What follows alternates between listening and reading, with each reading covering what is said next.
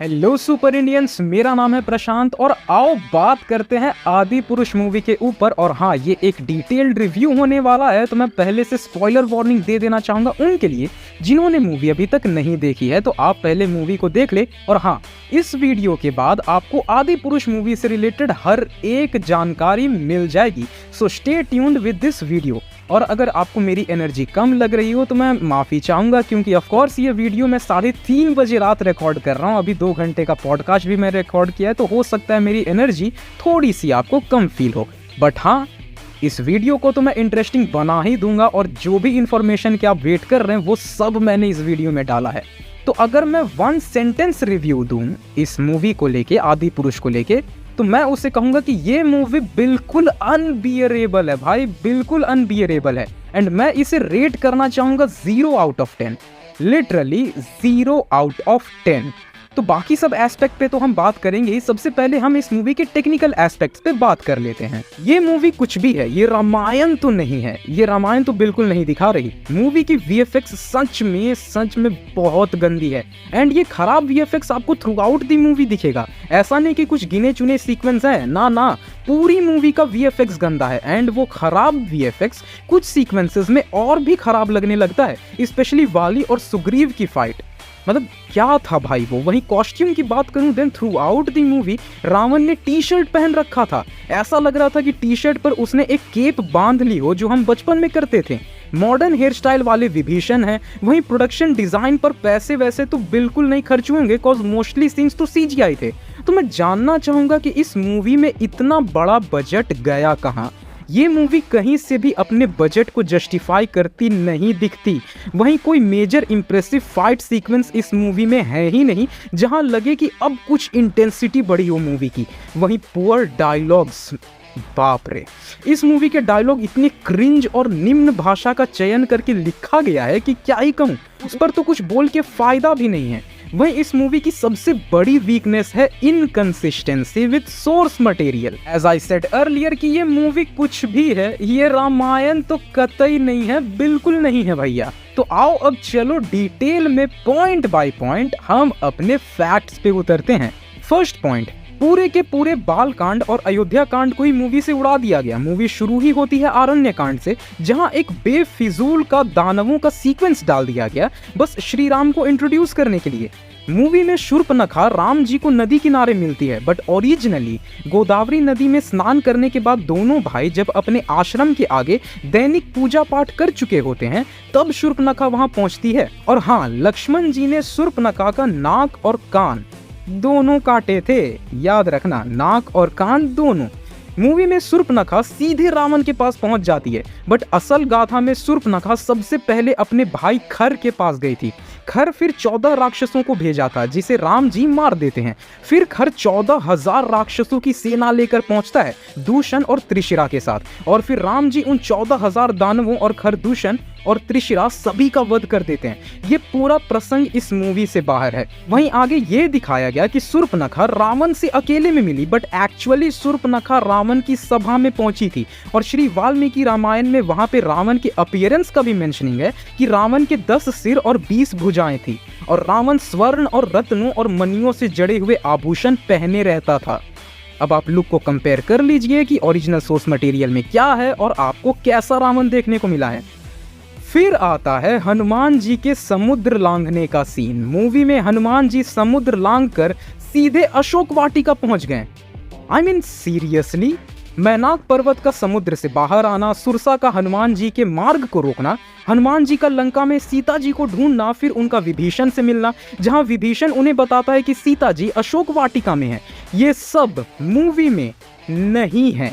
वहीं अशोक वाटिका वाले प्रसंग को भी इन्होंने बड़े अजीब ढंग से दिखाया है। जब बजरंगबली ये ठानते हैं कि मैं अशोक वाटिका को तहस नहस कर दूंगा, तो सबसे पहले प्रहस्त का पुत्र जम्बूमाली वहां पे आता है हनुमान जी को रोकने के लिए, और हनुमान जी जम्बूमाली का वध कर देते हैं।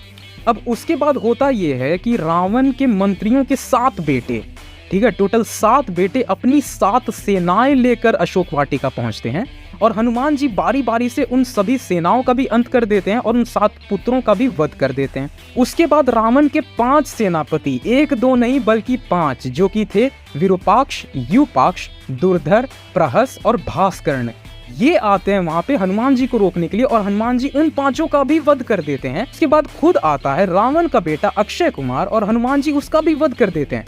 जब इतना मार काट वहां मच जाता है तब जाके इंद्रजीत आता है, क्योंकि अक्षय कुमार के वध का जब समाचार रावण को मिलता है तब जाके इंद्रजीत आता है और वो फिर उन पे ब्रह्मास्त्र से प्रहार भी करता है, जिसके बाद का सीक्वेंस आप जानते हैं कि उन्हें ले जाया जाता है। लेकिन अशोक वाटिका का इतना लंबा चौड़ा इंटेंस बैटल पूरे मूवी में कहीं नहीं है। वो सीक्वेंस बस ऐसे ही निकाल दिया गया, जहां पे एक बड़ा घटिया सा डायलॉग भी था कि ये तेरे बुआ का वाटिका नहीं है जो तू ऐसे ही घुसा चला आ रहा है। क्या था ये? ऊपर से एक और चीज, जब लंका जलाने के बाद हनुमान जी दोबारा सीता जी से मिलते हैं तो सीता जी अपनी चूड़ामणि दी थी हनुमान जी को। मूवी में क्या दिखाएं, वो एक कंगन उतार के दे दी। ऐसा लगता है ना कि ओम राउत जी चूड़ामणि को चूड़ी समझ लिए। एटलीस्ट गूगल तो कर लेते कि चूड़ामणि होता क्या है। क्या ही कहूँ यार इस पे अब मैं। वहीं जब हनुमान जी की पूंछ में आग लगाई गई तब हनुमान जी क्या कहते हैं? कपड़ा तेरे बाप का, तेल तेरे बाप का, आग तेरे बाप की तो जलेगी भी तेरे बाप की। क्या था ये? नहीं, मैं सच में जानना चाहता हूँ क्या बकवास है ये। जबकि श्री वाल्मीकि रामायण सुंदरकांड सर्ग 54 श्लोक 5 जहाँ मेंशन्ड है कि हनुमान जी ने लंका जलाने से पहले क्या कहा था। उन्होंने कहा था यो ह्ययम मम लांगले दीप्यते हव्यवाहन अस्य संतर्पणम न्याययम कर्तु में भीर्गृहोत्तमय। मेरी पूछ में जो ये अग्नि देव दे दीप्यमान हो रहे हैं, इन्हें इन श्रेष्ठ गृहों की आहुति देकर तृप्त करना न्याय संगत जान पड़ता है। तो ये बजरंग बली ने कहा था ओरिजिनल ग्रंथ में। मूवी में क्या दिखा रहा है? तेरे बाप का जलेगी तेरे बाप की। क्या है भाई, मुझे सच में जानना। मनोज मुंतशिर, क्या सोच के आपने डायलॉग्स लिखे हैं इस मूवी के? मैं सच में जानना चाहता हूँ। नहीं, अब ये सीरियस क्वेश्चन है। आज से जब तक ट्रेलर्स आ रहे थे लोग चलो सरकाज़म में कुछ निकाल रहे थे, बट ये एक सीरियस इशू है। ये बाप वाप चल रहा है, वो भी ऐसे मूवी पे जो कि रामायण पे बेस्ड होने वाली थी। क्या है ये? लेकिन अभी रुको, अभी और किस्सा बाकी है। वहीं पता है मेरा दिमाग खराब हो गया जब ये सुषेण वैद्य को दिखाए भी नहीं। जिन्हें नहीं पता उन्हें मैं बता दूं कि सुषेण वैद्य ही वो हैं जिन्होंने हनुमान जी को संजीवनी बूटी के बारे में बताया था। अब चलो मैं मानता हूं कि ओम राउत जी बहुत बिजी आदमी है, उन्होंने 500 करोड़ की मूवी के लिए भी अपने ग्रंथों को पढ़ना जरूरी नहीं समझा। बट अगर वो बचपन से भजन भी सुन रहे होते तो उन्हें सुषेण वैद्य के बारे में पता होता। आपने श्री हनुमान अष्टक सुना ही होगा, उसमें कुछ लाइंस हैं। पान लग्यो उर लक्ष्मण के तब प्राण तजे सुत रावण मारो, लय गृह वैद्य सुषेण समेत तबय गिरिदोन सुबीर उपारो, आनी संजीवन हाथ दई तब लक्ष्मण के तुम प्राण उबारो, को नहीं जानत है जग में कपि संकट मोचन नाम तिहारो। मैं लिख के दे सकता हूँ, जो भी मेरे ऑडियंस हैं वो ये भजन ना सुने हो ऐसा हो नहीं सकता। ये अक्सर आपको मंदिरों में हर सुबह बजते हुए मिल जाएगा। और इसका सेकेंड लाइन क्या आ रहा है? लय गृह वैद्य सुषेण समेत, लय गृह वैद्य सुषेण। ओम राउत जी, आपको इतना भी टाइम नहीं मिल रहा कि चलिए माना अपने वाल्मीकि रामायण नहीं पढ़ा, माना अपने रामचरितमानस नहीं पढ़ा, पर आप भजन तो सुनते हैं ना महाराज।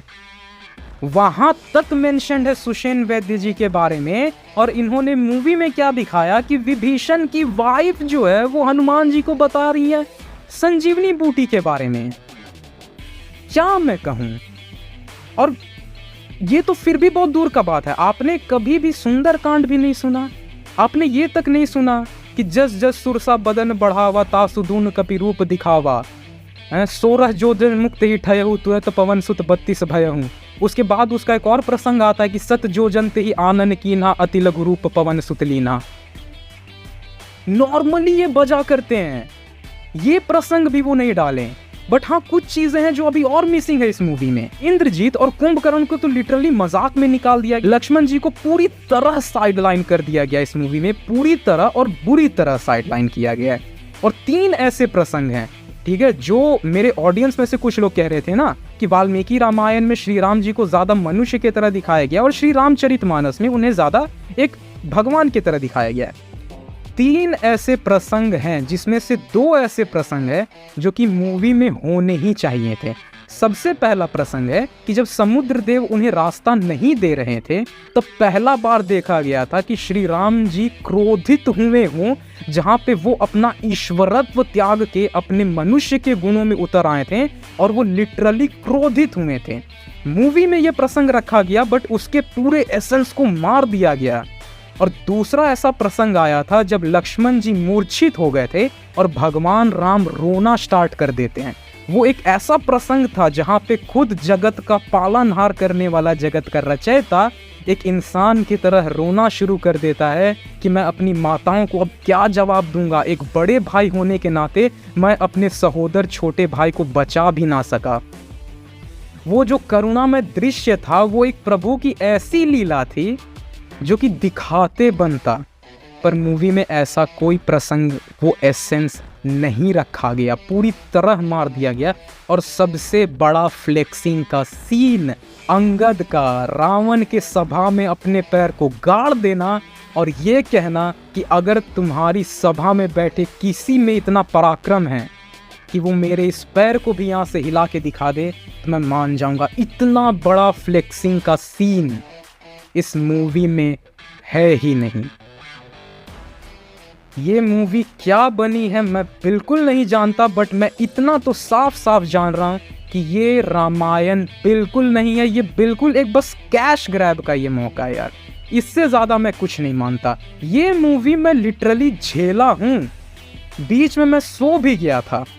आखिरी का फाइट सीन में मैं लिटरली सो गया था क्योंकि नहीं झेला ही नहीं जा सकता यार इस मूवी को।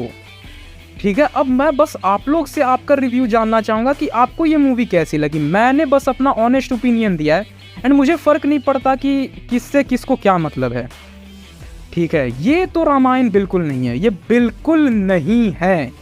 तो अगर आपको ये वीडियो पसंद आई हो तो इस वीडियो को लाइक करें और अपने दोस्तों के साथ शेयर ज़रूर करें।